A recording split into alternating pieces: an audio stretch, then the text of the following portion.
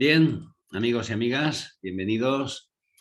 Empezamos hoy la lección 8. Entramos ya de lleno en lo que son los principios del Kybalión. De hecho, los planos de correspondencia es el principio de correspondencia, también llamado la ley de analogía, que luego veremos cómo Blavatsky habla mucho de la ley de analogía, porque es una herramienta muy buena para entender muchas cosas, ¿no? Quería comentaros también de que recordar que tenemos un canal en YouTube donde vamos grabando todas las actividades que vamos haciendo, y si queréis entrar, se llama así el canal, STE Rama Bhakti, y si os suscribís, pues automáticamente YouTube os irá enviando las notificaciones de cada vez que subimos alguna actividad nueva. Bien, recordar que según la Ley de Protección de Datos de nuestro país, pues aquel que no quiera que su imagen salga en esta grabación, si es que por lo que fuera apareciera, pues en caso de no querer, que cerrar vuestra cámara, que está abajo en el simbolito este de vídeo, y de esta forma no aparecerá vuestra imagen. Si no la cerráis y sale, se supone que evidentemente dais autorización. Y bueno, pues antes de empezar, amigos y amigas, hacemos un momentito de silencio para centrarnos.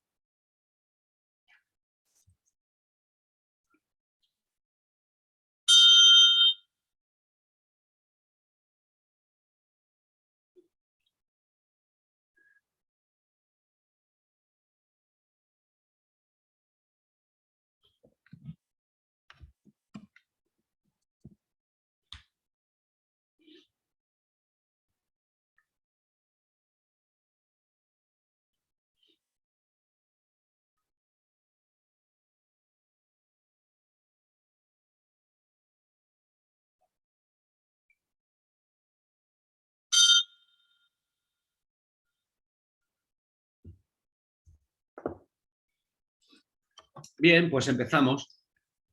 Y empezamos hablando de lo que llaman la tabla esmeralda, ¿vale? La tabla esmeralda resulta de que cuando corría el siglo XI, un texto breve y misterioso dicen que revolucionó el pensamiento del occidente cristiano. Se trataba de una copia latina de un antiguo manuscrito árabe que posiblemente llegó a Europa de manos de los cruzados. Se piensa que el documento original se remontaría al siglo IV de nuestra era y tendría su origen bastante antes, en el Egipto romanizado, y es una obra muy corta. Luego veremos el texto completo porque es muy, muy corto, y dicen que estaba grabada en una esmeralda, y se atribuye a Hermes Trismegisto el contenido de lo que pone en la tabla esmeralda. Por ese motivo se le da a este texto el nombre de tabla de la esmeralda. Proviene de un documento que no se sabe dónde está, escrito con un alfabeto desconocido, pero parecido a la antigua escritura fenicia, y que, dependiendo de qué fuente se consulte, pues se puede datar en hace unos 1200 años o unos 36.000. O sea, imaginaros que se pierde en el tiempo, no se sabe exactamente de dónde viene.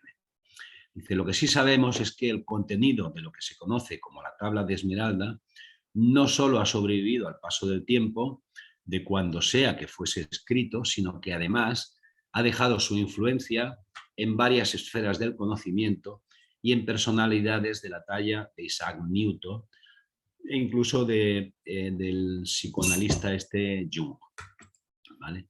Lo cierto es que muy pocos, y es posible que nadie, haya visto la tabla esmeralda. Y si alguien la vio, fue hace mucho, mucho tiempo. La tabla esmeralda contiene en pocas líneas el secreto de la gran obra, es lo que pone por ahí, ¿no? Es un pasaje directo a la perfección. Ahora bien, su mensaje está expresado de un modo críptico, simbólico, y su sola lectura no revela su significado. El acceso a la gran obra requiere trascender la limitación racional De ahí que todo alquimista necesite una transmutación personal que le permita acceder al lenguaje del símbolo. Entonces, ahora vamos a ver el contenido, lo que dice la tabla esmeralda, y bueno, yo haré alguna pequeña interpretación, pero como veis aquí, bueno, se necesita hacer una transmutación personal que se permita acceder al lenguaje simbólico y tal. Entonces yo no entiendo tanto de esto, pero de lo que pone en la tabla esmeralda podemos deducir algunas cosas. En todo caso, como sabéis, siempre está abierto la posibilidad de que intervengáis haciendo preguntas o sugerencias, o en este caso de la tabla esmeralda, si tenéis alguna clave que pueda explicar lo que pone la tabla esmeralda, pues no tenéis nada más que levantar la mano y intervenir, ¿vale?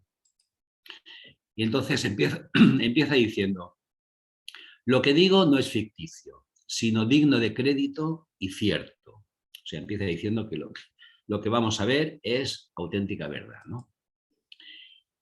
Continúa: lo que está más abajo es como lo que está arriba, y lo que está arriba es como lo que está abajo.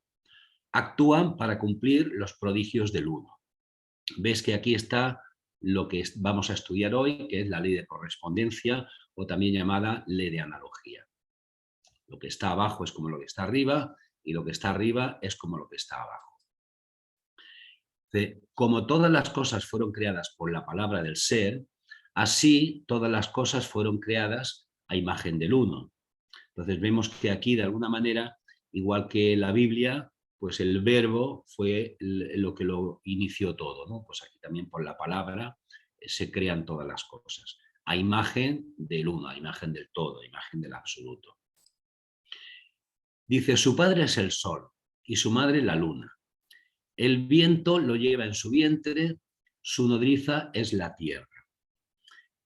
Aquí yo interpreto que pueden ser, por ejemplo, los 4 elementos: el fuego, la luna, que simboliza emociones, el agua, el aire y la tierra. También esto me lleva a recordar el tema de las rondas, de las cadenas, de los globos, etcétera, ¿no? Entonces, en la cadena solar ya sabéis que primero está la cadena lunar y luego viene la cadena de la Tierra. O sea, de la luna, el viento pone el viento, lo lleva en su vientre y, bueno, venimos a la Tierra. Ya os digo que son interpretaciones mías que quizás no tienen nada que ver con lo que realmente significa. Hablando del sol, dice: es el padre de la perfección en el mundo entero. Su poder es fuerte si se transforma en tierra. ¿Qué quiere decir esto? A mí se me ocurre de que realmente si plano tras plano llega al plano físico, digamos que es el vehículo a través del cual todo se puede manifestar. Si no se llega al plano físico, todo queda un poco como que no puede evolucionar, ¿no? Necesitamos estos vehículos y yo creo que lo que está hablando es eso. Su poder es fuerte si se transforma en tierra. O sea, si realmente llega a tener un vehículo físico. Es mi idea, ¿no? Luego dice: separa la tierra del fuego, lo sutil de lo burdo, pero sé prudente y circunspecto cuando lo hagas. De discernimiento, creo yo, ¿no? Separa la tierra del fuego, lo sutil de lo burdo, pero sé prudente y circunspecto cuando lo hagas, porque conforme vamos evolucionando, también adquirimos ciertos, digamos, siddhi, lo que se llaman siddhis, ciertos poderes, y pues hay que ser precavido cuando consigamos todo esto, ¿no? Continúa diciendo: usa tu mente por completo y sube de la tierra al cielo, y luego nuevamente desciende a la tierra y combina los poderes de lo que está arriba y lo que está abajo. Así ganarás gloria en el mundo entero y la oscuridad saldrá de ti de una vez. ¿Qué puede querer decir esto? Usa tu mente por completo y sube de la tierra al cielo. Para mí esto sería decir, bueno, desarrolla todos tus potenciales, toda tu mente, evoluciona y evidentemente, o sea, nosotros tenemos el ejemplo, por ejemplo, de la voz del silencio, ¿no? De que conforme vamos evolucionando, vamos subiendo en conciencia y adquirimos ciertos poderes, pasamos ciertos portales, nos convertimos, digamos, en iluminados, tenemos luego la opción de quedarnos, de irnos y estar en el nirvana, o volver a la tierra y ayudar a la humanidad, ¿no? Aquí podría ser eso, ¿no? Dice, usa tu mente por completo y sube de la tierra al cielo. Y luego nuevamente desciende a la tierra y combina los poderes de lo que está arriba y lo que está abajo, y así ganarás gloria en el mundo entero. Y la oscuridad saldrá de ti de una vez. Recordar que yo estoy ahora haciendo mi propia interpretación, que no quiere decir que esto sea así, ¿no? Continúa, esto tiene más virtud que la virtud misma, porque controla todas las cosas sutiles y penetra en todas las cosas sólidas. O sea, si conseguimos esa iluminación después del cual podríamos irnos al nirvana, pero renunciamos y volvemos a la tierra, dice, esto tiene más virtud que la virtud misma. Y además se tienen una serie de poderes que ya hemos visto en otras lecciones, esta magia que el alquimista, el que ha evolucionado, el que tiene estos iris, puede conseguir pues, cosas increíbles, ¿no? Este es el modo en que el mundo fue creado. Este es el origen de los prodigios que se hallan aquí. Esto es por lo que soy llamado Hermes Trismegisto, porque poseo las tres partes de la filosofía cósmica. Cuando habla de estas tres partes de la filosofía cósmica se refiere a la alquimia, la astrología y la teurgia, o sea, los rituales mágicos, ¿no? Dice, acaba diciendo, lo que tuve que decir sobre el funcionamiento del Sol ha concluido. Esto es todo lo que contiene la tabla esmeralda, ¿vale? Y como dicen aquí, dice, es un pasaje directo para la perfección. Claro, nosotros lo leemos y entendemos alguna cosita, pero si fuera un pasaje directo para la perfección, ya estaríamos todos por allí, ¿no? Bien. Bueno, los planos de correspondencia. El principio este de correspondencia, lo que dice, como hemos visto en la tabla esmeralda, es como es arriba es abajo, como es abajo es arriba. El gran segundo principio hermético incorpora la verdad de que hay una armonía, acuerdo y correspondencia entre los varios planos de manifestación, vida y ser. Esta verdad, la verdad de que como es arriba es abajo, como es abajo es arriba, es una verdad porque todo lo que está incluido en el universo emana de la misma fuente y las mismas leyes, principios y características se aplican a cada unidad o combinación de unidades de actividad, conforme cada una manifiesta sus propios fenómenos sobre su propio plano. Quiere decir que todas estas leyes se aplican a cada cosa que exista, por ejemplo, a un átomo o a una combinación de átomos, a un ser complejo, etcétera, etcétera, ¿no?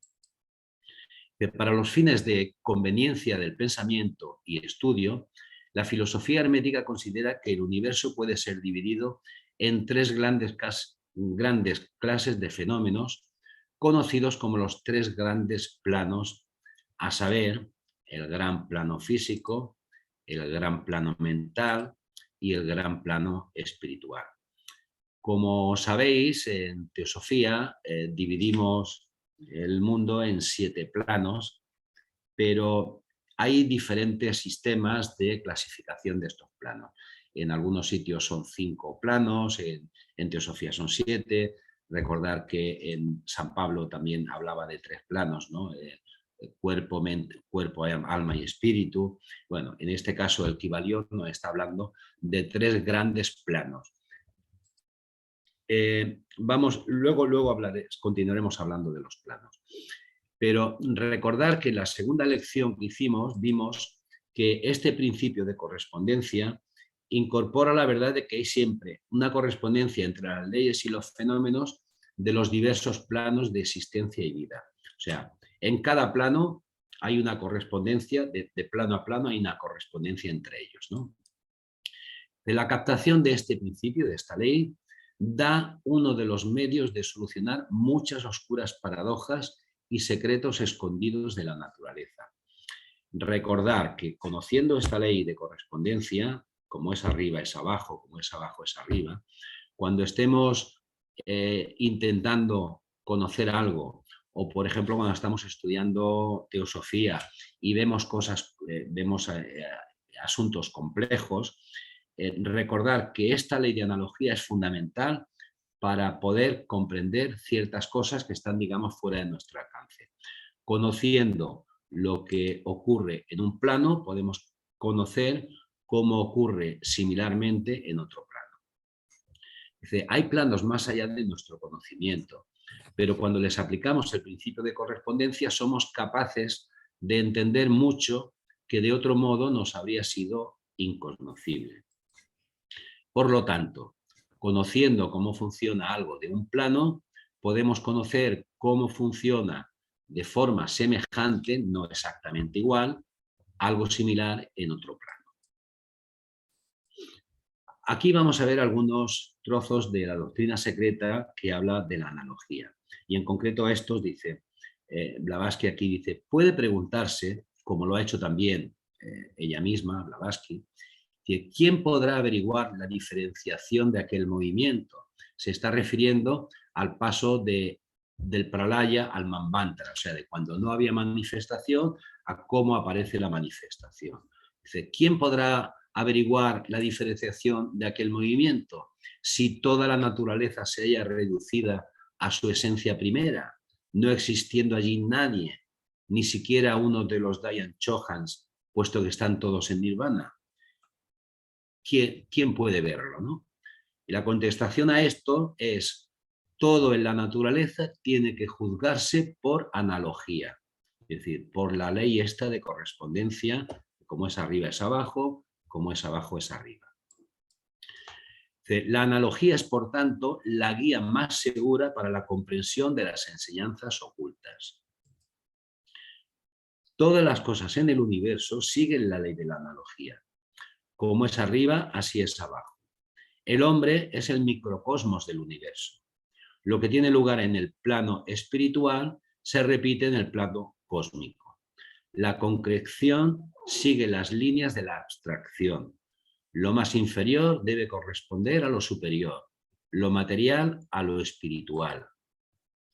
Vemos aquí que nosotros seríamos el microcosmos y aquí tenemos el macrocosmos, ¿no?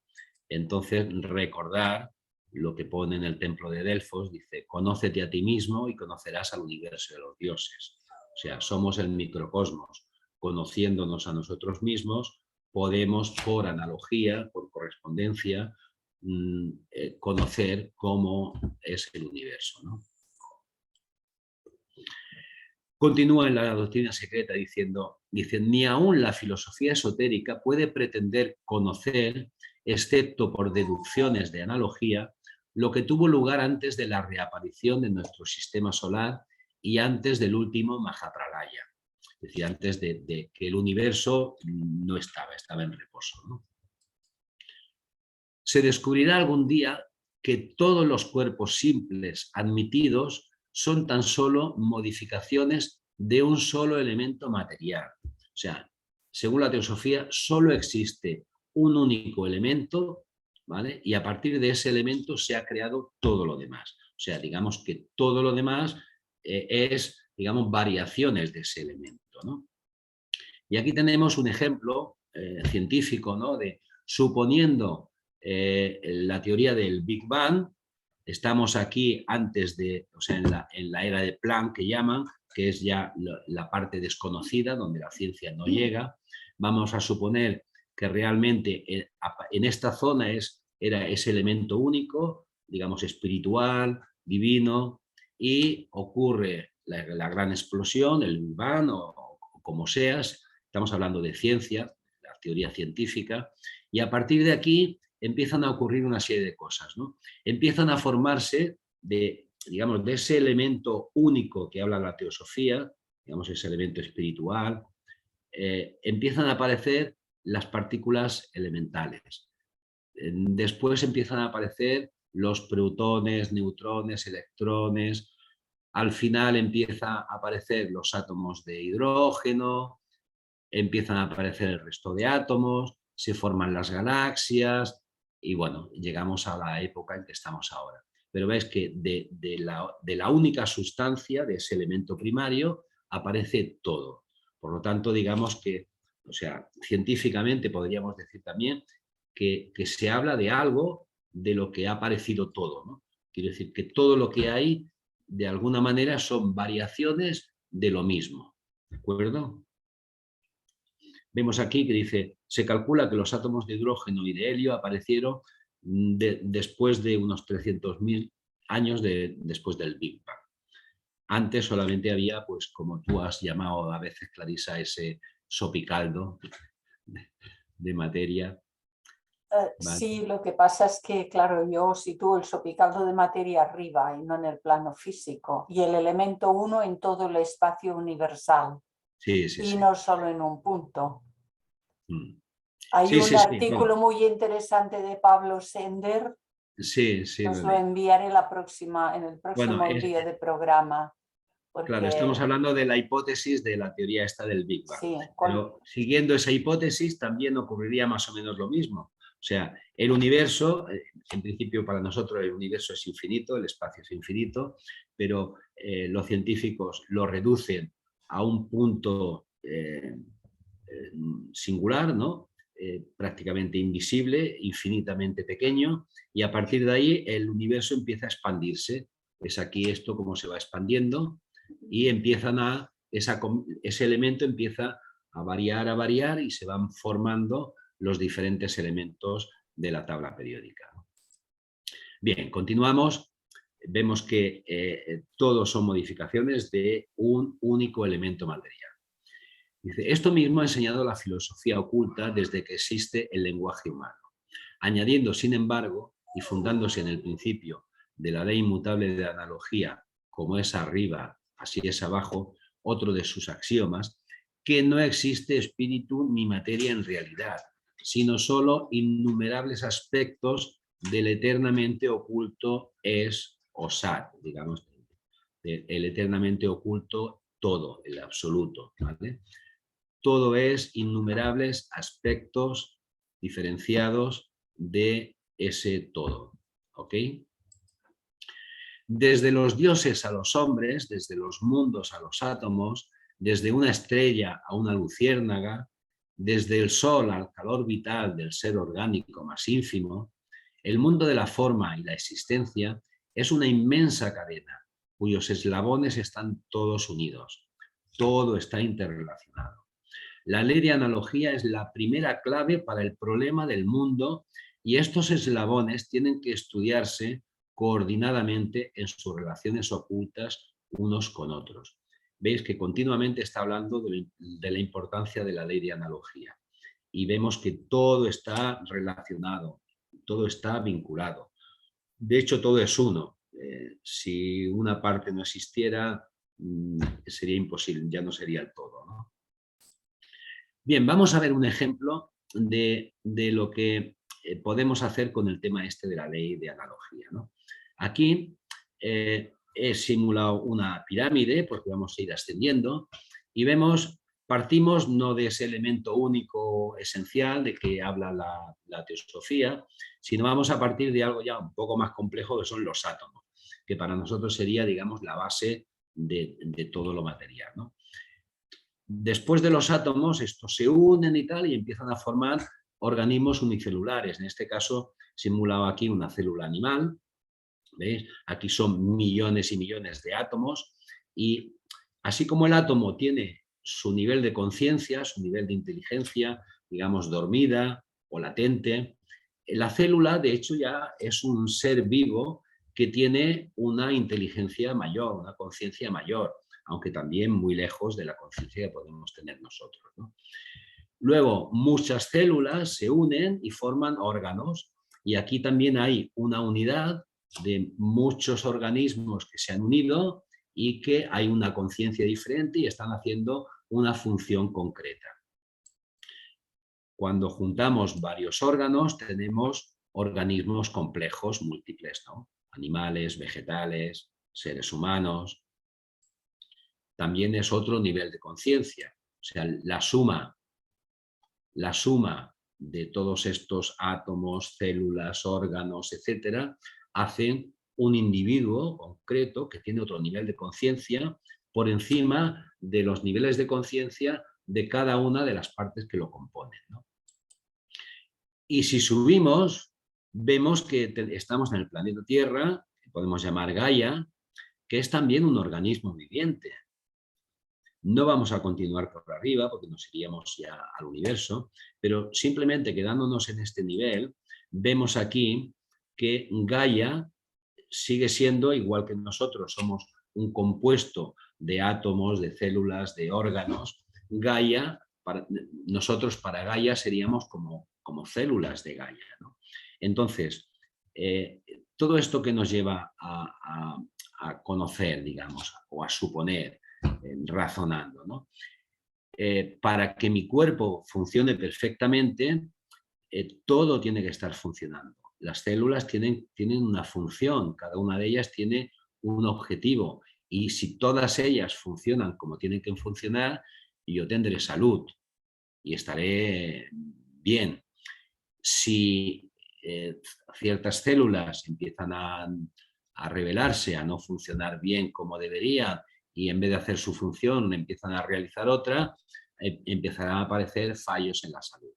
Pues por la misma regla de 3 podemos suponer que Gaia, como organismo viviente, lo mismo, nosotros somos células de este gran organismo y lo que tendríamos que hacer es colaborar en la función que tenemos que hacer, ¿no? ¿Y qué estamos haciendo? Estamos destruyendo el planeta, ¿no? Por lo tanto, destruyendo el planeta nos estamos destruyendo nosotros mismos. ¿Veis un poco aquí cómo se está jugando con la ley de correspondencia? Y esto lo podemos aplicar en muchas cosas, ¿no? Por ejemplo, para entender cómo funciona un país, pues miramos nuestro ayuntamiento, cómo funciona más o menos, y vemos los problemas que hay, los intereses de grupos, etcétera, etcétera. Y si lo ampliamos, podemos ver cómo funciona y entendemos cómo funciona un país. Y así sucesivamente. Pero lo mismo ocurriría plano tras plano. Estamos hablando de aplicar ley de correspondencia en el plano físico, pero lo podemos seguir aplicando en otros planos, ¿no? Bien, vamos a seguir con lo que dice el Kybalión, pero antes vemos que en muchas culturas aparece la cuestión esta de cómo es arriba es abajo, cómo es abajo es arriba. Recordar en el templo de Delfos, dice, conócete a ti mismo y conocerás al universo y a los dioses. Aquí está claramente hablando de cómo es abajo es arriba, ¿no? Aquí el símbolo cristiano está apuntando 2 dedos para arriba y 2 para abajo, o sea, arriba y abajo. Aquí los derviches, cuando están bailando, están poniendo una mano hacia arriba y la otra mano hacia abajo, van girando, pues también como arriba, como abajo, pasando energías de arriba a abajo. Y si observamos también el universo, vemos las correspondencias que hay entre lo grande y lo pequeño, ¿no? Aquí, por ejemplo, vemos sistema solar, pues que es semejante a cómo es un átomo. Aquí vemos una neurona, una célula del cerebro. Aquí vemos el universo, ¿vale? Aquí vemos una célula cuando nace, cuando se divide. Aquí estamos viendo la muerte de una estrella, que la forma es prácticamente la misma. Que muera la estrella no significa que haya muerte. Están naciendo otras cosas, ¿no? Igual que aquí, de hecho, es una célula que muere, pero que aparecen 2 células. Aquí tenemos una imagen del ojo humano y aquí vemos una imagen de una nebulosa. ¿Okay? Entonces, como es arriba es abajo, como es abajo es arriba. De hecho, plano tras plano, cada uno de los planos es una especie de reflejo del plano superior. Lo que pasa es que al reflejarse, como vemos aquí en esta imagen, al reflejarse pierde algo de nitidez, ¿vale? Pero cada uno de los planos es un reflejo del plano anterior. Bien, nos dice el Kybalión, dice, los diferentes planos se solapan uno al otro, de modo que no puede hacerse una división clara entre los fenómenos superiores del físico y los inferiores del mental, o entre los superiores del mental y los inferiores del espiritual. sea, quiere decir que cuando se está hablando de planos, no hay una línea divisoria que diga esto es plano mental y esto es plano astral y esto es plano físico, sino que, mirad, aquí tengo una pequeña muestra, ¿no? Supongamos que esto está simbolizando, digamos, 2 o 3 planos, pero claro, hay un degradado y dice, ¿dónde pondríamos la división para saber cuál es un plano o cuál es otro? Pues bueno, por intereses se ha llegado a decir, hasta aquí es un plano y hasta aquí es otro. Pero ver que la diferencia o el solapamiento que hay entre uno y otro es prácticamente, digamos, por conveniencia, ¿no? O sea, los diferentes planos se solapan y no puede hacerse una división clara entre uno y el otro. Es un hecho bien conocido por la ciencia moderna, así como de los hermetistas que han incorporado la verdad en el tercer principio, el principio de vibración, que dice que todo está en movimiento, todo vibra, que nada está en reposo, desde la más elevada manifestación hasta la inferior, todo y todas las cosas vibran. Cuanto más elevado el grado de frecuencia de vibración, más elevado el plano y más elevada la manifestación de la vida que ocupa ese lugar. O sea, conforme vamos subiendo de niveles de vibración, digamos, los niveles de vida, los niveles de conciencia son más elevados.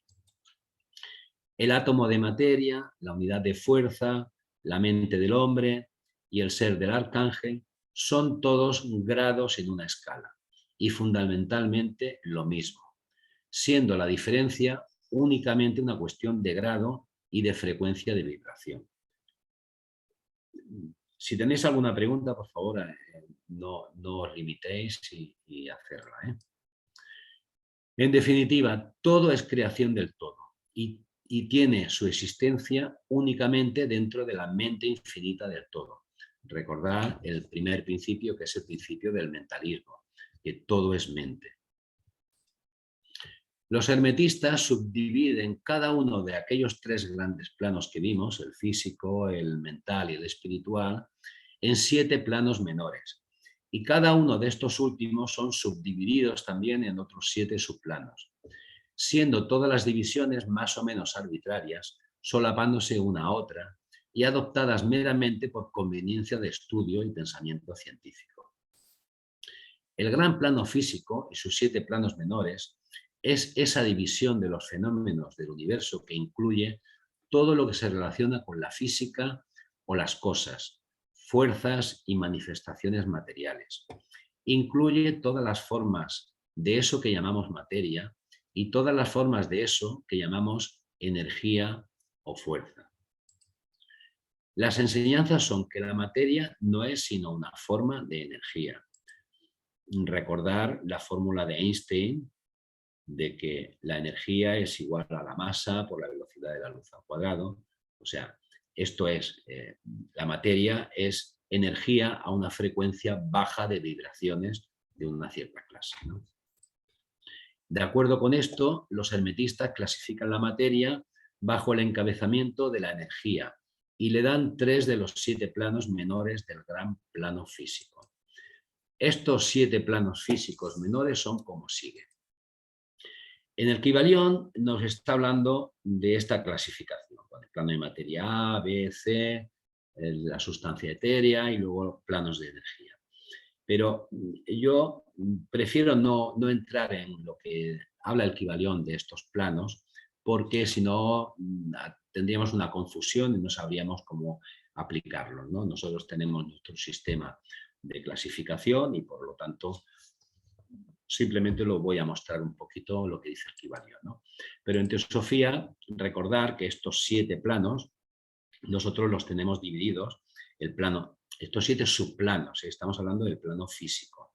Y aquí en el plano físico nosotros tenemos el sólido, líquido, gaseoso, que serían el A, B, C, luego tenemos el etérico, que sería el plano de sustancia etérea, y luego tenemos superetérico, subatómico y atómico, que serían estos planos de energía A, B y C. Por lo tanto, es lo mismo, ¿no? En el Kybalión los clasifica del 1 al 7, de más denso a más sutil, y nosotros lo estamos clasificando al revés, ¿no? O sea, el sólido lo tenemos abajo y ellos lo tienen arriba. Pero básicamente es lo mismo. Ahora bien, cuando ellos están hablando de plano físico, plano mental y plano espiritual, evidentemente se están saltando planos intermedios, que son los que nosotros en teosofía hablamos, por ejemplo, del plano astral, el plano búdico, etcétera, etcétera, ¿no? Continúa, o sea, me voy a saltar bastante de lo que dice el libro sobre estos planos y continúa diciendo respecto al gran plano espiritual, ¿de qué diremos? ¿Cómo podemos explicar estos estados superiores de ser, vida y mente a mentes aún incapaces de captar y entender las subdivisiones superiores del plano de la mente humana? La tarea es imposible. Solo podemos hablar en términos más generales. ¿Cómo puede describirse la luz a un hombre nacido ciego? ¿Cómo el azúcar a un hombre que nunca ha saboreado nada dulce? ¿Cómo la armonía, cómo explicar la armonía a uno nacido sordo? Por eso normalmente cuando estamos estudiando las enseñanzas que nos dan aquellos que han tenido estas experiencias, pues nos lo dicen como pueden, ¿no? Pero claro, mientras no tengamos nosotros esas mismas experiencias, solo podemos comprenderlas, imaginarlas, etc. Pero lo que hemos de hacer es intentar primero razonar y comprender lo que nos está diciendo, ver si eso para nosotros tiene sentido o no, pero al mismo tiempo ir intentando que esas experiencias podamos vivirlas, no podamos tenerlas. Todo lo que podemos decir es que los 7 planos menores del gran plano espiritual, teniendo cada plano menor sus 7 subdivisiones, comprende seres tan por encima de las del hombre de hoy en día como éste está por encima del gusano de tierra, el mineral o incluso de ciertas formas de energía o materia. La vida de estos seres trasciende tanto la nuestra que no podemos pensar siquiera en los detalles de la misma. Para ellos apenas parecemos pensar. Está hablando de seres que viven en esos planos. Nosotros formamos, esos planos están también en nosotros, pero nuestro nivel de conciencia no está ahí. Nuestro nivel de conciencia está mucho más bajo. Pero potencialmente nosotros podemos llegar, o sea, llegaremos tarde o temprano, ¿no? De la materia de la que están compuestas sus formas, yo aquí diría que a estos niveles espirituales, de hecho, no hay formas. La materia de la que están, siguen siendo planos de materia tan sutil que no podemos ni imaginarlo, ¿no? Pero sigue siendo algo de materia. La materia de la que están compuestas sus formas es de los planos más elevados de materia. Más aún, de algunos se dice incluso que están vestidos de energía pura. ¿Qué puede decirse de tales seres? Seres de quienes podemos hablar como ángeles, arcángeles, semidioses. En los subplanos inferiores del plano espiritual moran esas grandes almas a quienes llamamos maestros y adeptos, o sea, lo que nosotros entendemos también como mahatmas. Por encima de ellos vienen las grandes jerarquías de las huestes angélicas, impensables para el hombre. Y por encima de esas vienen esos que pueden ser llamados sin irreverencia los dioses. No el Dios, o sea, no el absoluto, no el todo, sino, digamos, esos niveles. Por ejemplo, en la India tienen infinidad de dioses, ¿no? Serían seres que están en estos planos tan elevados, ¿no? Tan alto están en la escala del ser, siendo su ser, inteligencia y poder semejante a los atribuidos por las razas de los hombres a sus conceptos de la deidad. Estos seres están más allá incluso de los más elevados vuelos de la imaginación humana, siendo la palabra divinidad la única aplicable a ellos. Muchos de estos seres, así como la hueste angélica, se toman el más gran interés en los asuntos del universo y juegan una parte importante en sus asuntos. Yo diría que siempre hay maestros, mahatmas, siempre están estos seres colaborando. Yo a veces pienso, si realmente no tuviéramos estos grandes seres que nos han ido enseñando, ¿no? Platón, Jesús, Buda, Blavatsky, etc., ¿habríamos llegado a donde estamos ahora con este nivel de inteligencia, de conciencia, de comprensión?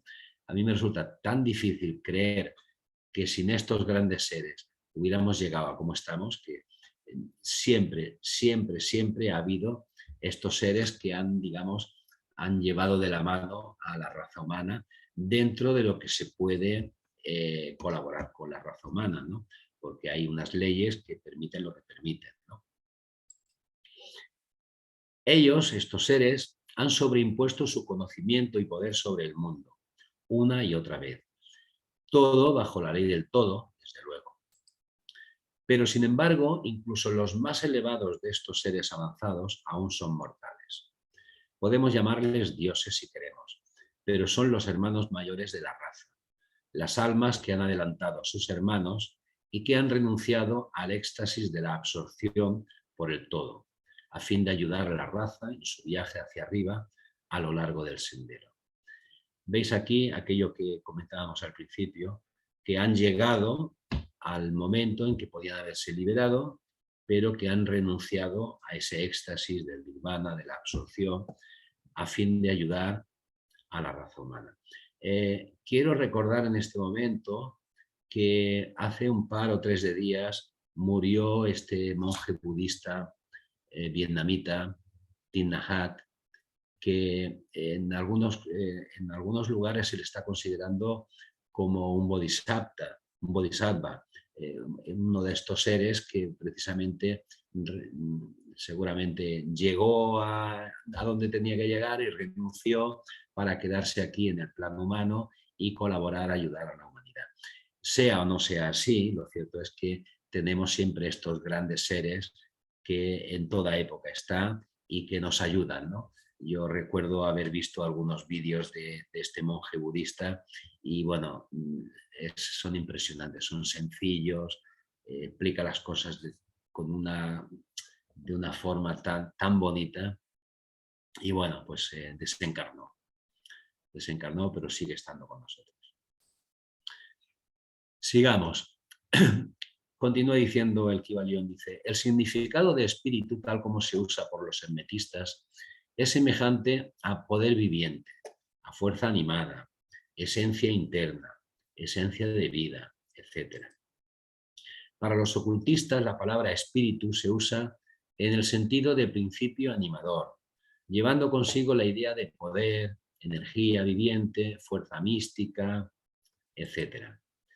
Y los ocultistas saben que lo que les es conocido como poder espiritual puede ser empleado tanto para fines malvados como buenos, de acuerdo con el principio de polaridad, que será otro de los principios que entraremos más adelante.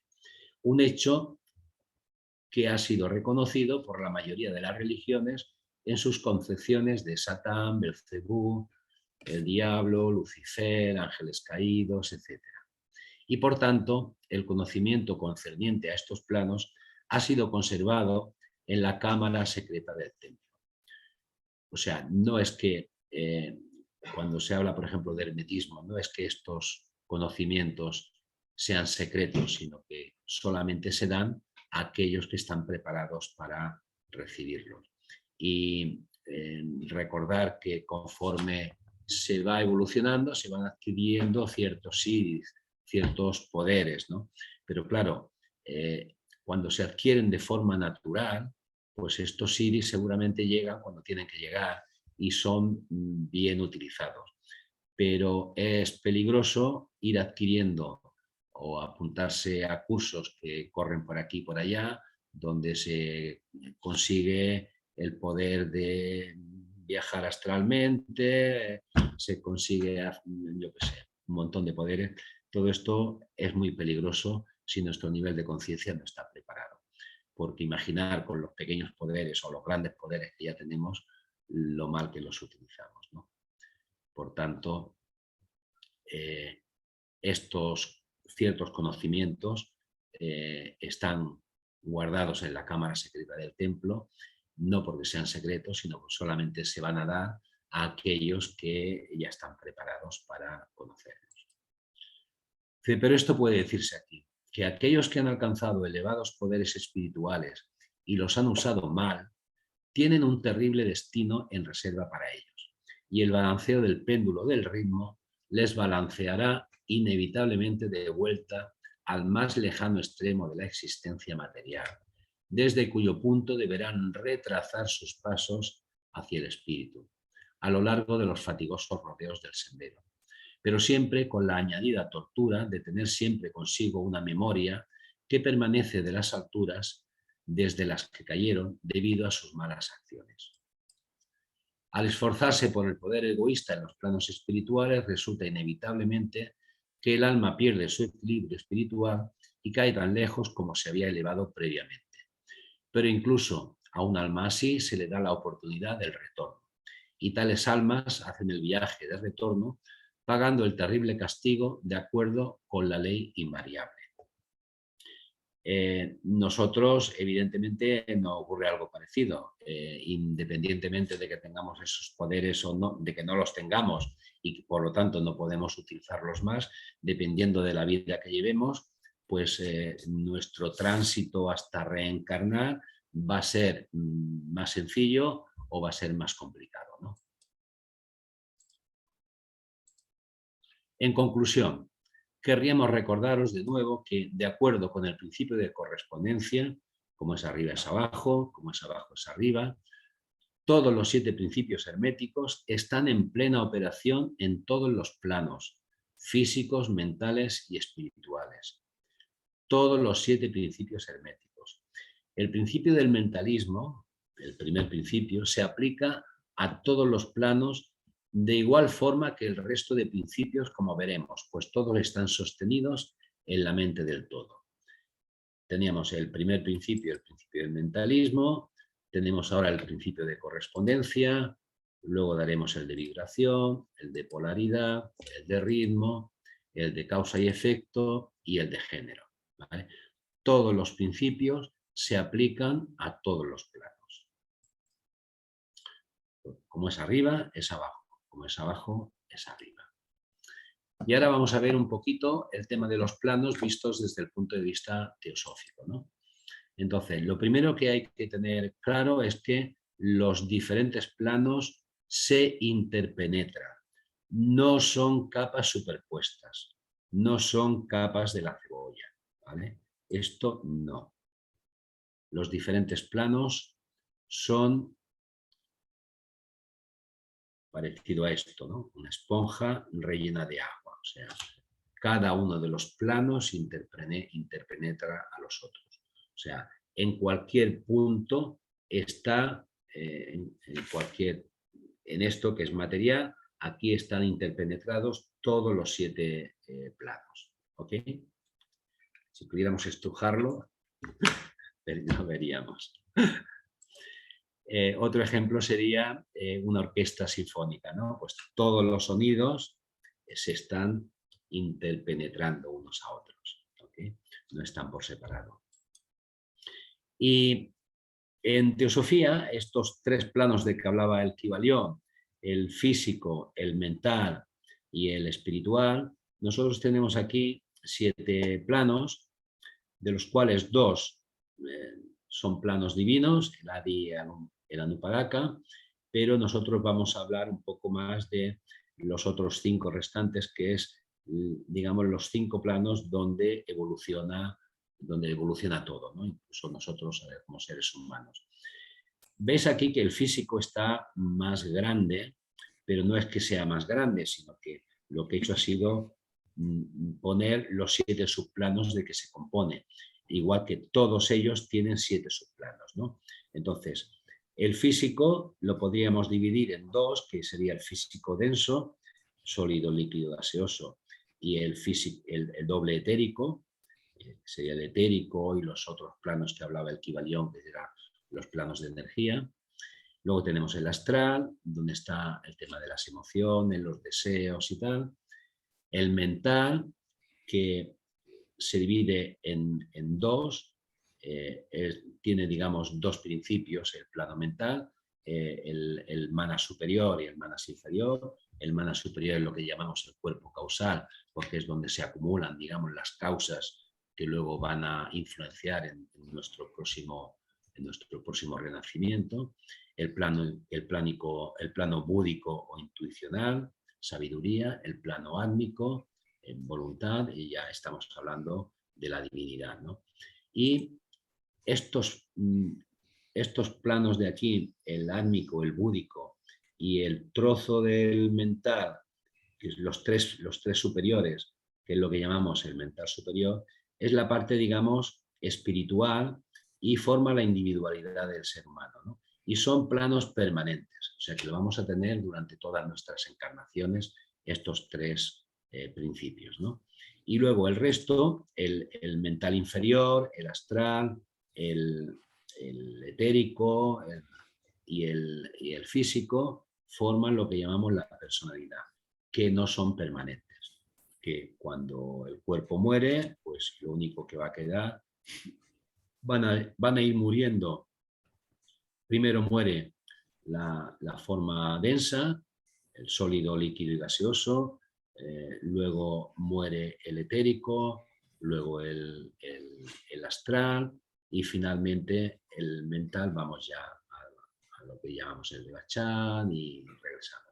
Pero estos planos de aquí, digamos que en cada encarnación, del mental inferior, estos de aquí, son nuevos en cada encarnación.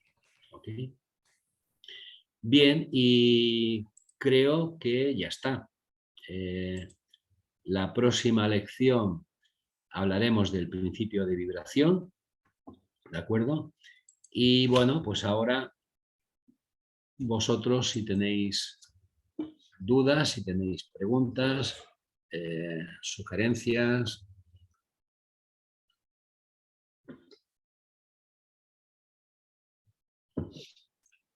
¿Lo habéis entendido todo? Sí, Magda, seguro, te pregunto. Seguro. ¿Seguro? Seguro. A ver, dime los planos del Kybalión del mental, ¿cómo los clasifican? El mental es el segundo, según el Kybalión. Y entonces está el mental superior y el mental inferior, pese a que es uno solo. Muy bien, aprobada. Bueno. No seáis tímidos. Loli ha levantado la mano. No, yo le quería decir que yo... Ay, lenta. Que yo lo entendía, o sea, yo lo que no entendía de la lección eran los planos que me ponía el Kybalión. Pero así saltándolos y como los has hecho y comparándolos con lo que siempre damos... Ah, mira, la tiré. Pues bien, sí. O sea, yo me hacía un lío con la clasificación del Kybalión.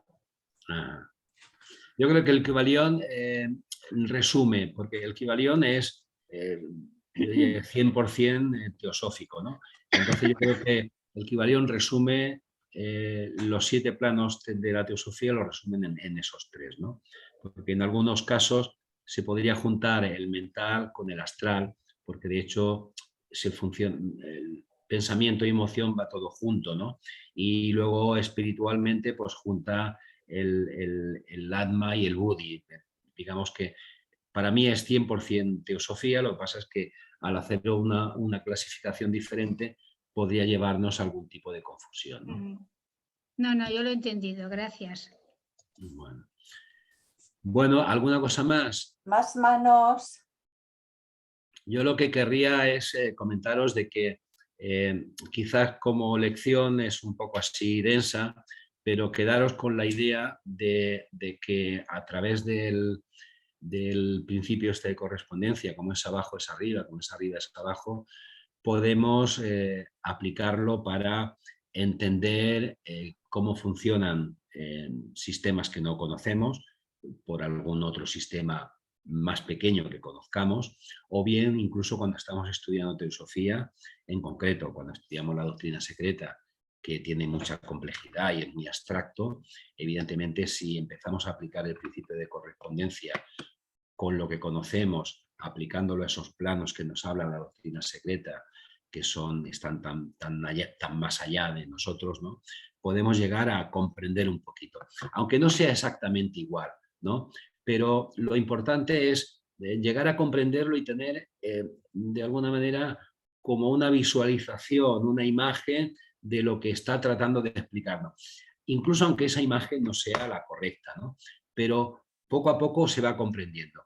Ahora bien, lo que sería importante es que cuando nosotros creamos que hemos comprendido algo, que lo tenemos visualizado, que más o menos la imagen la tenemos, no quedarnos con la idea de que ya lo sabemos, porque conforme vayamos avanzando en nuestros estudios, esas comprensiones irán cambiando, siempre se irán modificando. Incluso Blavatsky ya lo dice, ¿no? de que la comprensión siempre llega a algo nuevo que hace que esa comprensión sea grande, ¿no? O sea, que no nos quedemos nunca pensando de que ya hemos llegado a conocer algo de forma total, ¿no? Definitiva. Luis Roca ha abierto el micro. Lo he hecho sin darme en cuenta. No me he dado cuenta. Vale. Pensaba que querías comentar algo. Ángel González ha levantado la mano. Adelante. Hola, buenas tardes. Hola. Hola. Bueno, gracias por la exposición. Y bueno, quería intervenir, como veo que no intervenimos mucho y nos estáis animando a que intervengamos, pues por eso, para participar. Y tengo un par de preguntas que son así un poco de culturilla general. Porque, a ver, quiero imaginarme que la tabla esmeralda, si está escrita en un alfabeto desconocido y eso, pues que quiero imaginarme que a lo mejor se descifró por analogía con palabras y alfabetos parecidos y tal, antiguos. Pero claro, eso es lo que yo quiero imaginarme. Si me lo explicas tú, pues, o lo que tú sepas, mejor. Y luego también, para no buscarlo en el Google, pues, ¿de dónde viene la palabra equivalión? Es solamente eso, y muchas gracias. Bueno, de las dos preguntas que haces, Ángel, yo creo que ninguna de ellas te puedo responder. Porque, mira, si miras en Google, que es lo mejor que puedes hacer, investigar un poco, el equivalión, primero la palabra equivalión, yo no he encontrado en ningún sitio el significado. Y respecto a cómo han interpretado la tabla esmeralda, los símbolos que tiene, que parece que sea fenicios, ¿no? Dice, buscando te encuentras de que hay diferentes interpretaciones del contenido de la tabla esmeralda. Pero digamos, bueno, yo creo que las interpretaciones que se dan no son muy diferentes la una de la otra. Yo creo que el contenido de lo que dice puede variar un poquito alguna palabra, pero bueno, como todo, ¿no? Los jeroglíficos egipcios y tal, al final han llegado a interpretarlos y alguien los lee, ¿no? Pues lo mismo, estos símbolos de la tabla esmeralda, pues que por cierto parece ser que la tabla esmeralda no la ha visto nadie, se habla de que venía en una tabla esmeralda, ¿no? Bueno, no te puedo decir gran cosa más. Bueno, pues como se ha dicho en lo de, digamos, lo del equivalión por analogía, pues me imagino que se habrá ido descifrando por analogía con otras lenguas. Y ahora me ha parecido que la palabra equivalión suena bastante a cábala, igual por ahí, pero bueno, voy a seguir en este plano en este plano y en esta encarnación investigando. A ver qué tal. Muchas gracias. Vale, bien. Gracias. ¿Alguien más?